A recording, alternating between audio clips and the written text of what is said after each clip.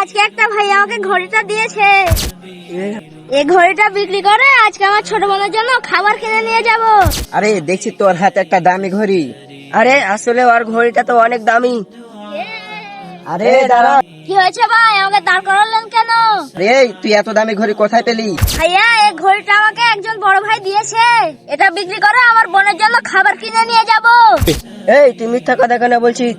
নিশ্চয়ই এই ঘড়িটা চুরি করে দে।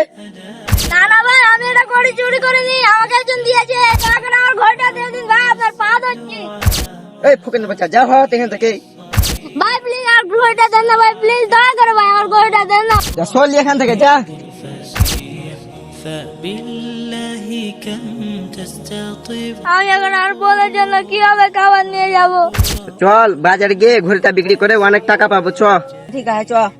وينشط ذاك আরে আরে কে তুমি? আমি সত্যের ফেরেশতা। তোমরা যে ঘড়িটি নিয়েছো, এই ঘড়িটি নিয়ে তোমরা অনেক বড় অন্যায় করেছো। ওই ঘড়িটি তোমরা যদি ওকে ফিরিয়ে না দাও, তাহলে আল্লাহ তোমাদের কখনো মাফ করবে না। সাইম, ওই কিন্তু কথাটা ঠিকই বলেছে, এই ঘড়িটা ওকে দেওয়া উচিত। আরে তুমি আবার কে? আমি শয়তান। তোরা যে ঘড়িটা পেয়েছিস সে ঘড়িটা তোরা ফিরিয়ে দিতে হবে না। তোরা এই ঘড়িটা বিক্রি করলে অনেক টাকা পাবি। আরে ও তো ঠিকই বলেছে, ঘড়িটা বেচে আমরা অনেক টাকা পাবো। চ, বেচে দিগা।